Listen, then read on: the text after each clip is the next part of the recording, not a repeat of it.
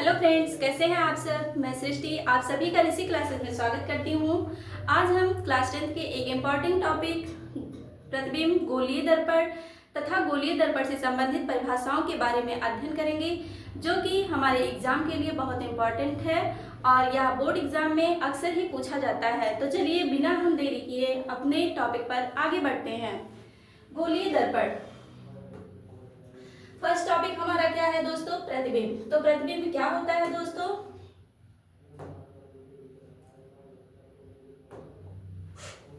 प्रतिबिंब first topic हमारा क्या है? प्रतिबिंब, जिसको हम इंग्लिश में इमेज बोलते हैं। प्रतिबिंब क्या होता है दोस्तों? यदि कोई प्रकाश की किरण जो है किसी वस्तु से निकल करके यानी कि चल करके परावर्तन के पश्चात किसी दूसरे बिंदु पर मिलती है अथवा किसी दूसरे बिंदु से आती हुई प्रतीत होती है, यानी कि किसी बिंदु वस्तु से चलने वाली जो प्रकाश की किरण होती है हमारी परावर्तन के पश्चात जो है या तो किसी बिंदु पर जाकर मिलती हो या फिर किसी बिंदु से आती हुई प्रतीत होती हो, तो वह जो हमको दूसरा बिंदु मिलता है उसे ही हम क्या कहते हैं? पहले बिंदु का प्रतिबिंब कहते हैं। यानी कि यदि कोई प्रकाश किरण किसी बिंदु वस्तु से चल करके परावर्तन के पश्चात परावर्तन के पश्चात किसी दूसरे बिंदु पर जाकर मिलती है, यानी कि किसी दूसरे बिंदु पर जाकर मिलती है या फिर किसी दूसरे बिंदु से आती हुई प्रतीत होती है, यानी कि वह मिल नहीं रही है लेकिन वह उस बिंदु से आती हुई प्रतीत होती है, तो वह जो दूसरा बिंदु होता है वही हमारा क्या होता है?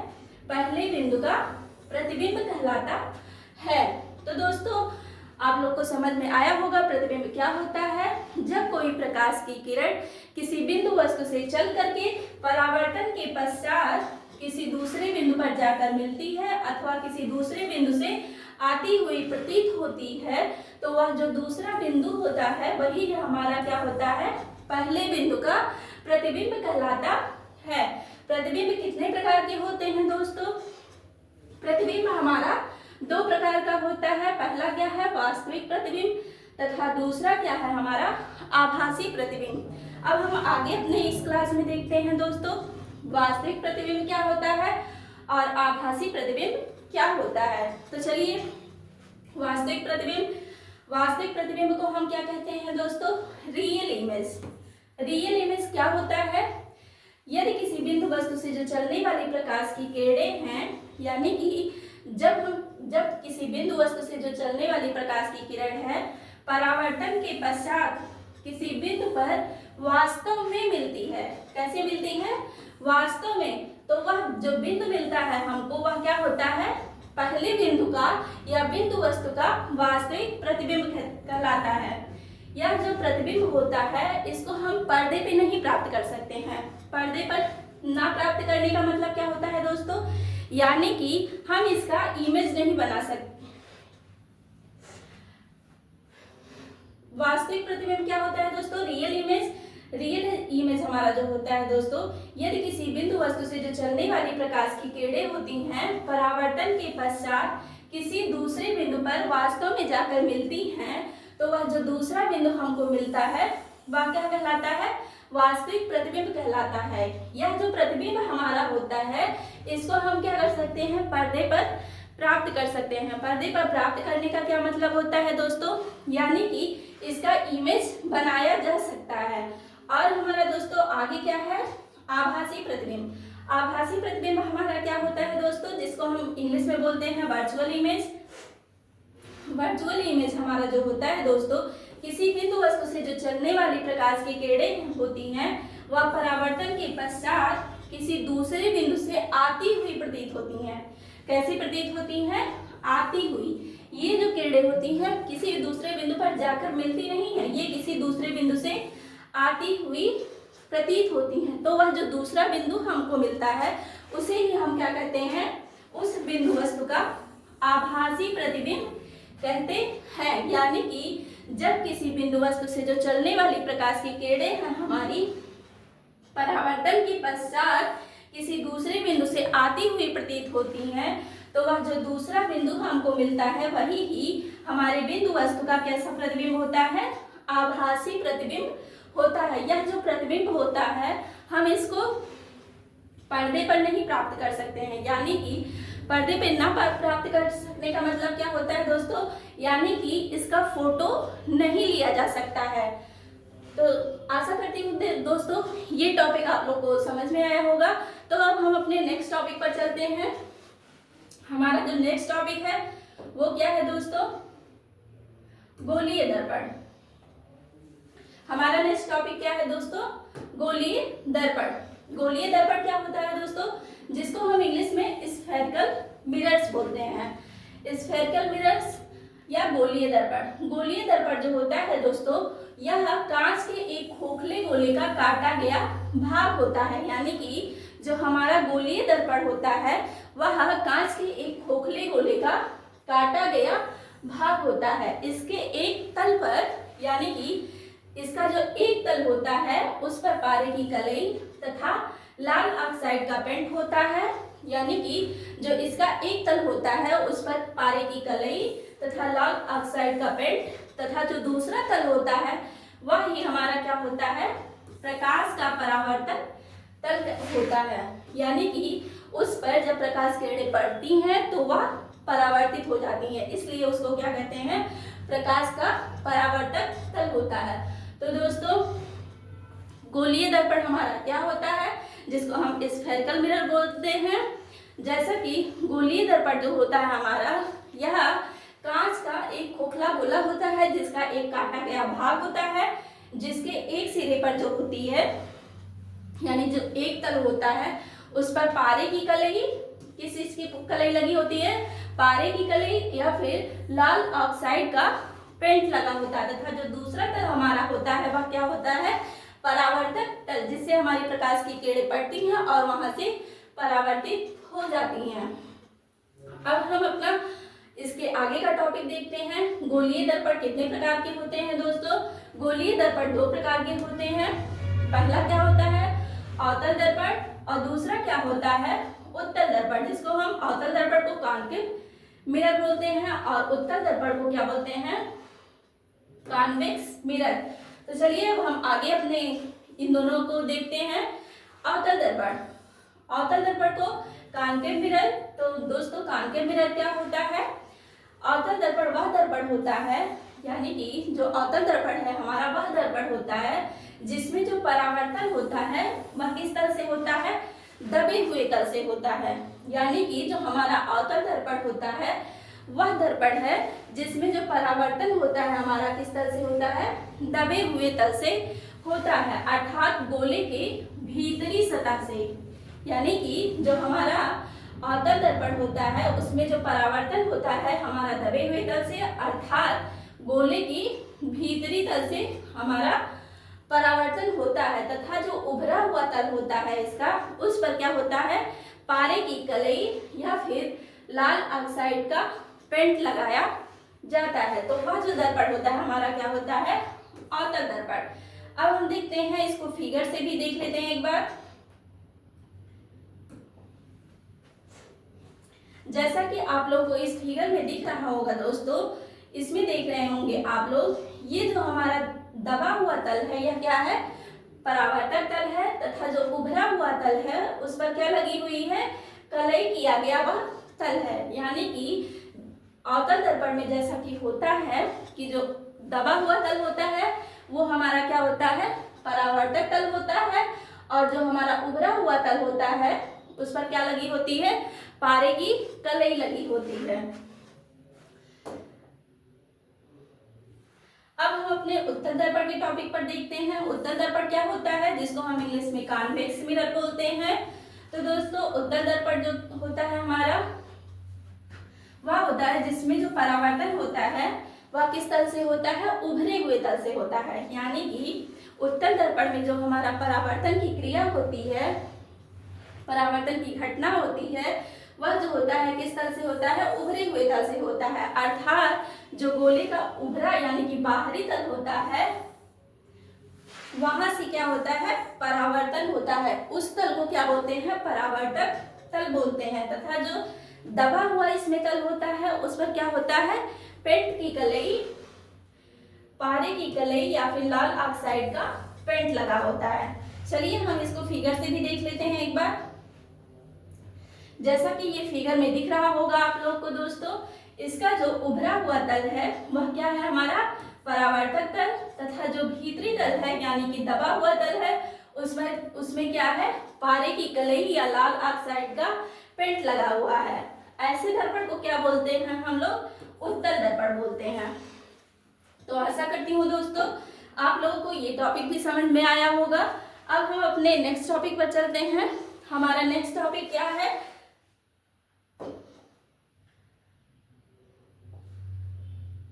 हमारा नेक्स्ट टॉपिक जो है दोस्तों वह है गोलीय दर्पण से संबंधित परिभाषाएं। दोस्तों गोलीय दर्पण में कुछ चीजें ऐसी होती हैं जिसको हमें जानना बहुत ही महत्वपूर्ण होता है, जो कि हमारे आगे के सवाल या फिर आगे के लेक्चर्स में आएंगे। तो चलिए हम अपने इस टॉपिक को भी देखते हैं। गोलीय दर्पण से संबंधित परिभाषाएं, definitions related with spherical mirror. चलिए हमारा जो इसका फर्स्ट टॉपिक क्या है, वक्रता केंद्र। दोस्तों वक्रता केंद्र क्या होता है, जिसको हम इंग्लिश में सेंटर ऑफ कर्वेचर बोलते हैं। वक्रता केंद्र जो होता है दोस्तों, वह जो होता है उस गोले के केंद्र को जिसका कि दर्पण एक भाग होता है, यानी कि जो गोले का केंद्र होता है उसका जो दर्पण होता है एक भाग होता है। यानी कि अगर हम गोले के केंद्र से एक लंबवत रेखा खींच दें तो हमको दर्पण का एक भाग मिल जाएगा। तो वही इसका कहने का मतलब है, वक्रता केंद्र जो होता है उस गोले के केंद्र को जिसका कि दर्पण एक भाग होता है, दर्पण का क्या कहते हैं, वक्रता केंद्र कहते हैं। ऐसा बिंदु जहां से अगर हम कोई लंबवत रेखा खींचें तो उससे जो होता है हमें अपने जो गोलीय दर्पण होता है उसका एक भाग प्राप्त हो जाए, वही जो बिंदु होता है उसे भी हम क्या कहते हैं, गोलीय दर्पण का वक्रता केंद्र यानी कि वक्रता केंद्र, सेंटर ऑफ कर्वेचर बोलते हैं। यह अवतल दर्पण में जो होता है परावर्तक तल की ओर होता है, यानी कि अवतल दर्पण में जो होता है या परावर्तक तल की ओर होता है, जैसा कि हम फिगर में भी देख सकते हैं।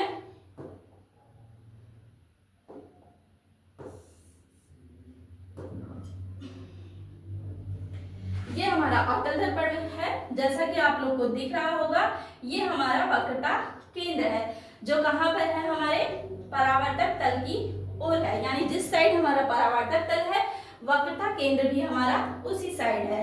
अब हम आगे देखते हैं। उत्तल दर्पण में ये कहाँ होता है, परावर्तक तल के दूसरी साइड में होता है, यानी कि अवतल दर्पण में परावर्तक तल की ओर होता है तथा उत्तल दर्पण में परावर्तक तल के दूसरी साइड होता है। इसको भी हम एक बार फिगर से देख लेते हैं। ये देखिए दोस्तों, ये उत्तल दर्पण है हमारा, इसमें हमारा किस साइड है, परावर्तक तल हमारा इस साइड है और जो कलई किया हुआ पार्ट है वो इस साइड है। तो जिस साइड कलई किया हुआ है उस साइड हमारा क्या है, वक्रता केंद्र है, जो कि परावर्तक तल के दूसरी साइड है। तो यह कौन सा क्या हो गया, उत्तल दर्पण का वक्रता केंद्र, तथा अवतल दर्पण का जो वक्रता केंद्र होता है हमारा वो किस साइड होता है, परावर्तक तल की ओर होता है। तो वह क्या कहलाता है, अवतल दर्पण का वक्रता केंद्र कहलाता है। अब हम अपने आगे के टॉपिक पर भी देखते हैं।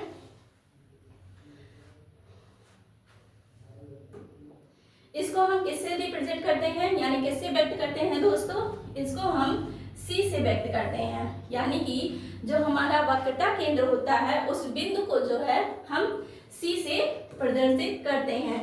अब हमारा अगला टॉपिक है वक्रता त्रिज्या, जिसको हम रेडियस ऑफ कर्वेचर बोलते हैं।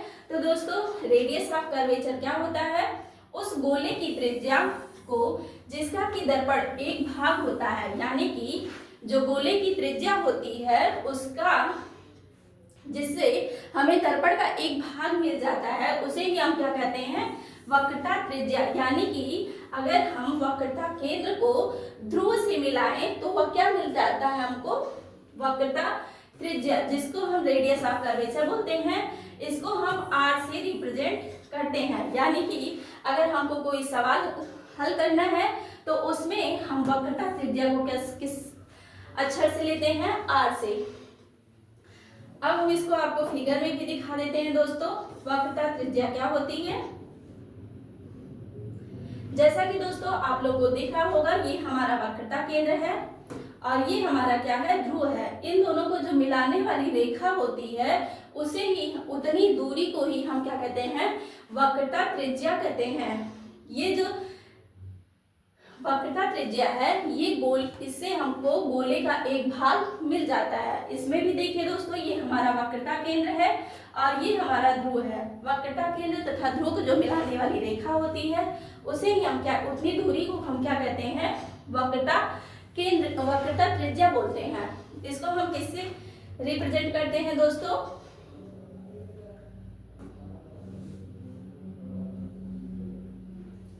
वक्रता त्रिज्या जो हमारा होता है इसको हम आर से रिप्रेजेंट करते हैं। अब हमारा नेक्स्ट टॉपिक है ध्रुव। ध्रुव क्या होता है दोस्तों, दर्पण के परावर्तक तल के मध्य बिंदु, यानी कि जो हमारा दर्पण का परावर्तक तल होता है उसका जो मध्य बिंदु होता है उसे ही हम क्या कहते हैं, दर्पण का ध्रुव बोलते हैं। क्या बोलते हैं, जो हमारा परावर्तक तल होता है उसका जो मध्य बिंदु होता है उसे ही हम क्या कहते हैं, दर्पण का ध्रुव कहते हैं। चलिए हम इसको भी फिगर से देखते हैं दोस्तों।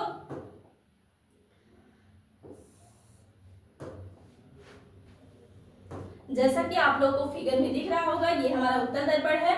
उत्तल दर्पण में जो है ध्रुव हमारा क्या क्या कहाँ पर है, ये है हमारा परावर्तक तल। जो परावर्तक तल का मध्य बिंदु है उसे ही हम क्या कहते हैं, दर्पण का ध्रुव बोलते हैं। इधर भी देखिए अवतल दर्पण में भी जो हमारा परावर्तक तल है उसका जो मध्य बिंदु है उसे ही हम क्या कहते हैं, दर्पण का ध्रुव बोलते हैं। अब हम अपने आगे के टॉपिक पर आगे बढ़ते हैं। इसको हम ध्रुव को किस अक्षर से डिनोट करते हैं ये भी देख लेते हैं। ध्रुव को जो है हम पी से, किस अक्षर से, पी से डिनोट करते हैं। जो हमारा ध्रुव होता है यानी कि जो दर्पण के परावर्तक तल का मध्य बिंदु होता है उसको हम किस चीज से डिनोट करते हैं, पी से। अब हम अपने आगे की टॉपिक मुख्य अक्ष। मुख्य अक्ष क्या है दोस्तों, जिसको हम प्रिंसिपल एक्सिस बोलते हैं। इसको हम किस चीज से डिनोट करते हैं, पीसी से। यानी कि दर्पण के ध्रुव तथा वक्रता केंद्र को जो मिलाने वाली रेखा होती है को ही हम दर्पण का क्या कहते हैं, मुख्य अक्ष। यानी कि दर्पण के ध्रुव तथा वक्रता केंद्र को जो मिलाने वाली रेखा होगी वह हमारा क्या कहलाती है, वह मुख्य अक्ष यानी कि प्रिंसिपल एक्सिस कहलाती है। चलिए हम इसको फिगर से भी देखते हैं।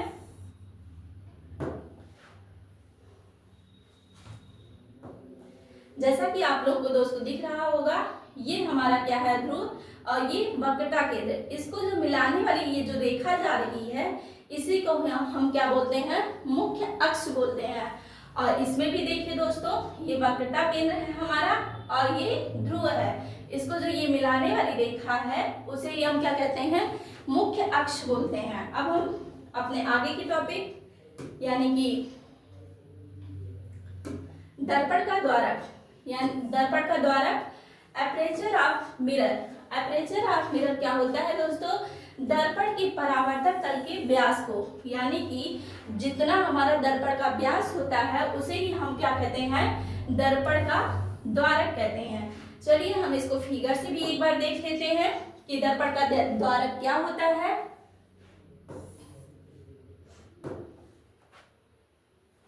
जैसा कि आप लोग को दिख रहा होगा, क्या कहा है कि जो हमारा होता है परावर्तक तल का व्यास, परावर्तक तल का व्यास कितना हुआ, इसको ही हम क्या बोलते हैं, परावर्तक तल का व्यास। यही हमारा क्या होता है, दर्पण का द्वारक। जो हमारा परावर्तक तल का व्यास होता है उसे ही हम क्या कहते हैं, दर्पण का द्वारक। इसमें ये हो गया और इसमें जो होता है हमारा, ये होता है दर्पण का द्वारक।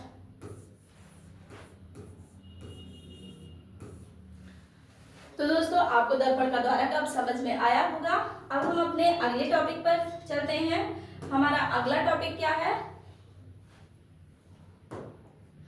हमारा अगला टॉपिक जो है मुख्य फोकस है, यानी कि प्रिंसिपल फोकस, जिसको हम किससे डिनोट करते हैं? एफ से।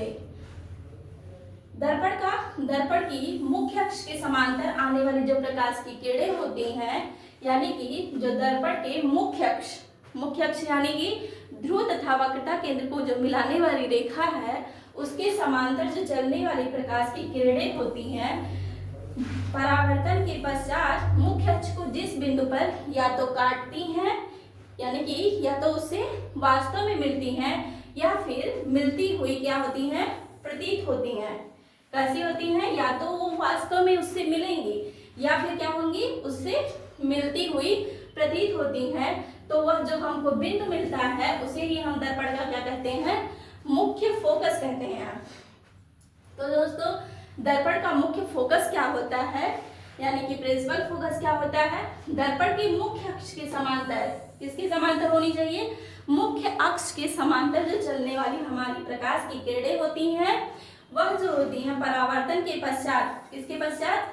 परावर्तन के पश्चात मुख्य अक्ष को जिस बिंदु पर या तो काटती हैं, यानी कि या तो मुख्य अक्ष से वो वास्तव में मिलेंगी, या फिर उससे मिलती हुई प्रतीत होती हैं, उस बिंदु को ही हम क्या कहते हैं? दर्पण का मुख्य फोकस कहते हैं। इसको हम किससे रिप्रेजेंट करते हैं? एफ से। चलिए हम इसको फिगर से भी एक बार देख लेते हैं। फिगर भी दोस्तों आपको बताएं, जैसा कि ये है हमारा, अगर जो इससे जो चलने वाली प्रकाश की किरण होती है, अगर कोई ऐसी प्रकाश की किरण चल रही है, तो ये परावर्तन के पश्चात, यानी कि परावर्तन के पश्चात जो होता है, या तो वो किसी बिंदु से आती हुई प्रतीत होती है,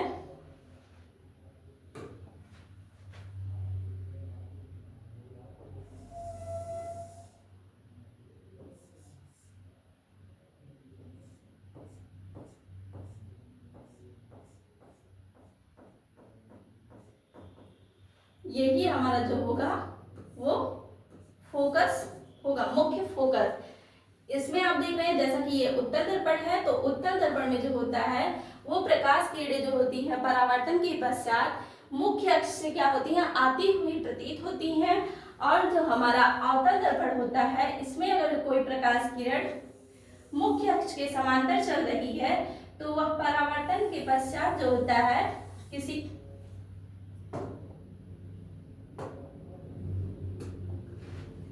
जिस बिंदु से जाकर मिलती है, यानी कि ये जो किरण होगी वो वास्तव में जाकर के उस बिंदु से मिलती है। यही जो हमको बिंदु मिलता है उसे ही हम क्या कहते हैं?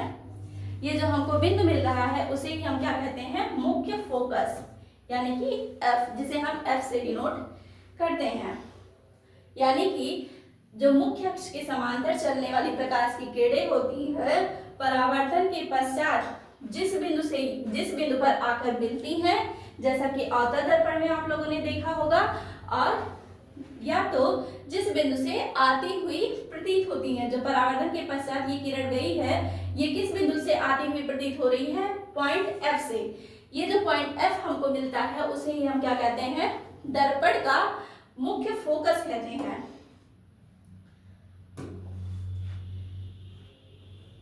अब हम अपने अगले टॉपिक पर चलते हैं दोस्तों। हमारा अगला टॉपिक क्या है? फोकस दूरी, यानी कि फोकल लेंथ। फोकल लेंथ क्या होता है दोस्तों? दर्पण के ध्रुव से मुख्य फोकस तक की जो दूरी होती है, यानी कि दर्पण का जो ध्रुव होता है तथा जो उसका हमारा मुख्य फोकस मिलता है, उसके बीच की जो डिस्टेंस होती है, यानी कि उसके बीच की जो दूरी होती है, उसे ही हम क्या कहते हैं? दर्पण की फोकस दूरी कहते हैं। इसको हम पीएफ किससे डिनोट करते हैं? पीएफ से व्यक्त करते हैं। तो दोस्तों, फोकस दूरी हमारी क्या होती है, इसको हम फिगर से भी देख लेते हैं। दर्पण के ध्रुव, यानी कि दर्पण का ध्रुव ये है हमारा, और जो फोकस है ये है, इसके बीच की जो ये डिस्टेंस होती है उसे ही हम क्या कहते हैं? दर्पण की फोकस दूरी होती है। इसे हम क्या बोलेंगे? दर्पण की फोकस दूरी, यानी कि दर्पण के ध्रुव तथा फोकस, मुख्य फोकस के बीच को यानी को मिलाने वाली जो रेखा होती है उसे हम क्या कहते हैं, दर्पण की फोकस दूरी कहते हैं। जैसा कि आप लोगों ने डेफिनेशन में भी पढ़ा होगा। इसको हम किस अक्षर से डिनोट करते हैं दोस्तों, पीएफ से।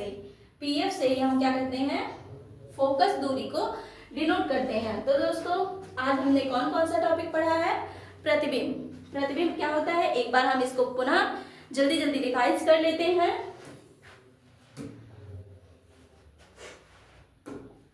प्रतिबिंब क्या होता है दोस्तों, जब कोई प्रकाश किरणें किसी बिंदु वस्तु से चल करके परावर्तन के पश्चात किसी दूसरे बिंदु पर या तो मिलेंगी या फिर किसी दूसरे बिंदु से आती हुई प्रतीत होंगी, तो उसे ही हम क्या कहते हैं, वो जो दूसरा बिंदु मिलेगा उसे ही हम क्या कहते हैं, पहले बिंदु का प्रतिबिंब बोलते हैं। और प्रतिबिंब हमारा कितने प्रकार का होता है, यह हमारा दो प्रकार का होता है, वास्तविक तथा आभासी। वास्तविक प्रतिबिंब में क्या होता है दोस्तों, अगर जो हमारे किसी बिंदु वस्तु से जो चलने वाली प्रकाश की किरणें होती हैं परावर्तन के पश्चात किसी बिंदु पर वास्तव में मिलेंगी, तो वह क्या कहलाता है, वास्तविक प्रतिबिंब कहलाता है। इसे हम पर्दे पर प्राप्त कर सकते हैं। और जो हमारा आभासी प्रतिबिंब होता है उसमें क्या होता है, किसी बिंदु वस्तु से जो चलने वाली प्रकाश की किरण होती है परावर्तन के पश्चात किसी दूसरे बिंदु से आती हुई प्रतीत होती है, तो वह जो हमको दूसरा बिंदु मिलता है उसे ही हम क्या कहते हैं, आभासी प्रतिबिंब कहते हैं। इसको हम पर्दे पर नहीं प्राप्त कर सकते हैं। और हमारा अगला टॉपिक क्या था, गोलीय दर्पण था। स्फेरिकल मिरर क्या था दोस्तों, यह एक गोले का काटा गया भाग होता है जिसके एक तल पर क्या होता है, पारे की कलई लगी होती है तथा जो दूसरा तल होता है वह लाल ऑक्साइड का पेंट लगा होता है। पहले एक तल पे जो होता है पारे की कलई या लाल ऑक्साइड का पेंट लगा होता है तथा जो दूसरा तल होता है वह क्या होता है, प्रकाश का परावर्तक तल होता है। गोलीय दर्पण कितने प्रकार के होते हैं दोस्तों, यह दो प्रकार के होते हैं, अवतल दर्पण और उत्तल दर्पण। अवतल दर्पण क्या होता है दोस्तों, इसमें जो परावर्तन होता है वह दबे हुए तल से होता है, अर्थात किससे होता है, गोले के उभरे हुए तल से, तथा जो इसका दबा हुआ तल होता है उस पर पारे की कलई लगी होती है। और जो हमारा उत्तल दर्पण होता है यानी कि कॉन्वेक्स मिरर जो होता है हमारा, उसमें क्या होता है, जो परावर्तन होता है वह उभरे हुए तल से होता है तथा जो पारे की कलई लगी होती है वह दबे हुए तल पर लगी होती है। इसके आगे का टॉपिक हमारा क्या था, गोलीय दर्पण से संबंधित परिभाषाएं। तो गोलीय दर्पण से जो संबंधित परिभाषाएं थी हमारी, पहली थी वक्रता केंद्र। वक्रता केंद्र जो होता है जिसका कि दर्पण एक भाग होता है, अगर हम वक्रता केंद्र से कोई एक लंबवत रेखा खींचे तो उससे हमें दर्पण का एक भाग मिल जाता है, उसे ही हम दर्पण का वक्रता केंद्र कहते हैं। यह जो होता है अवतल दर्पण में जो होता है परावर्तक तल की ओर होता है तथा उत्तल दर्पण में जो होता है परावर्तक तल के दूसरी तरफ होता है। और दूसरा टॉपिक क्या था, वक्रता त्रिज्या, रेडियस ऑफ कर्वेचर, यानी कि उस गोले की त्रिज्या जिसका कि दर्पण एक भाग होता है, उस गोले की त्रिज्या जिसका कि दर्पण एक भाग होता है उसे ही हम क्या कहते हैं, वक्रता त्रिज्या कहते हैं। ध्रुव क्या होता है, दर्पण के परावर्तक तल से, जो दर्पण का हमारा परावर्तक तल होता है उसका जो मध्य बिंदु होता है उसे ही हम क्या कहते हैं, दर्पण का ध्रुव बोलते हैं। इसे हम पी से व्यक्त करते हैं। हमारा आगे का टॉपिक क्या था, मुख्य अक्ष था। मुख्य अक्ष जिसको हम पीसी से डिनोट करते हैं। दर्पण के ध्रुव तथा वक्रता केंद्र, दर्पण का जो ध्रुव होता है तथा वक्रता केंद्र को जो मिलाने वाली हमारी रेखा होती है उसे ही हम क्या कहते हैं, दर्पण का मुख्य अक्ष बोलते हैं। इसके बाद जो हमारा दर्पण का द्वारक होता है, दर्पण का द्वारक को हम किससे डिनोट करते हैं, M1 तथा M2 से। ये क्या होता है, जो परावर्तक तल का व्यास होता है उसे ही हम क्या कहते हैं, दर्पण का द्वारक बोलते हैं। फिर हमारा फोकस दूरी आती है। फोकस दूरी क्या होता है, जिसे हम प्रिंसिपल एक्सिस बोलते हैं, इसको F से डिनोट करते हैं। ये जो होता है हमारा दोस्तों जैसे कि दर्पण के मुख्य अक्ष के समांतर जो चलने वाली प्रकाश की किरणें होती हैं वह परावर्तन के पश्चात जो होता है जिस बिंदु से या तो वास्तव में जाकर मिलती हैं या फिर जिस बिंदु से आती हुई प्रतीत होती हैं वही ही हमारा क्या कहलाता है, दर्पण का मुख्य फोकस कहलाता है। यानी कि मुख्य अक्ष के जो समांतर चलने वाली जो हमारी प्रकाश की किरण होती है वह परावर्तन के पश्चात जिस बिंदु पर या तो वास्तव पर जाकर मिलती है या फिर उस बिंदु से किसी बिंदु से आती हुई प्रतीत होती है, वह जो बिंदु हमको मिलता है उसे ही हम क्या कहते हैं, दर्पण का मुख्य फोकस कहते हैं। और इसके बाद हमारा अगला टॉपिक क्या था, फोकस दूरी क्या होता है, जिसको हम फोकल लेंथ बोलते हैं। इसको हम पीएफ से डिनोट करते हैं। दर्पण के ध्रुव तथा मुख्य फोकस के बीच की जो दूरी होती है उसी के हम क्या कहते हैं, मुख्य फोकस दूरी कहते हैं। तो दोस्तों आशा करती हूँ आप लोग को हमारा आज का टॉपिक समझ में आया होगा। अगर आप लोगों को हमारा यह टॉपिक समझ में आया है तो इस वीडियो को आप अपने अन्य दोस्तों के साथ भी शेयर करिए जिससे इस वीडियो का लाभ और भी लोग ले सकें, क्योंकि यह टॉपिक जो होता है बोर्ड एग्जाम में अक्सर ही पूछा जाता है। और अगर हमारा यह वीडियो पसंद आया है तो हमारे इस वीडियो को लाइक करिए और हमारे चैनल को सब्सक्राइब करिए। Thanks for your support.